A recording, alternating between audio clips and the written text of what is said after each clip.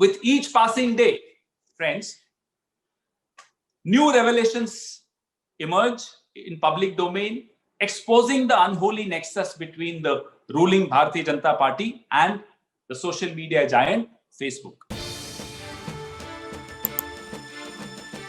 After Congress attacked Facebook over alleged hate posts by BJP leaders,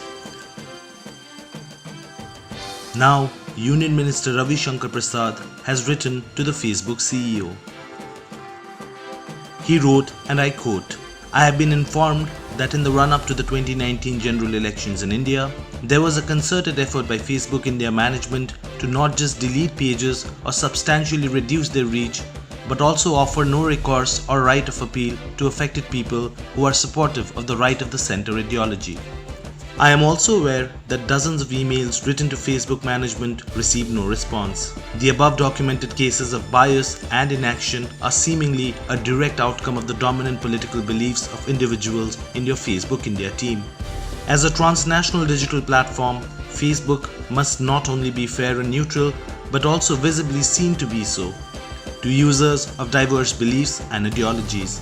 Individuals working in any organization may have their individual likes or dislikes, but that must not have any bearing on the public policies of and performance of the organization.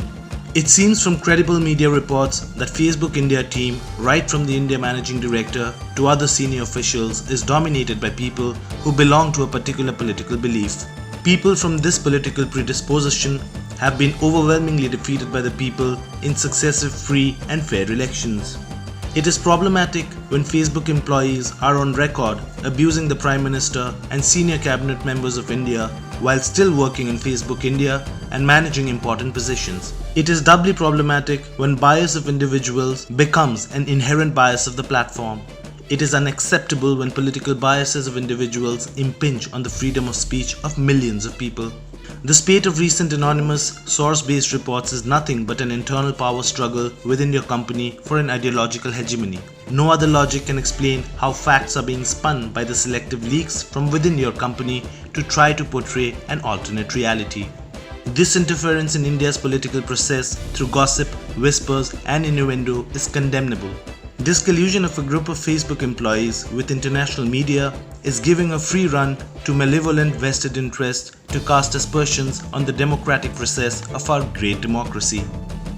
Earlier, Congress in its letter had demanded action against hate speech by BJP leaders. Congress also shot off a follow-up letter seeking to know the action taken by Facebook.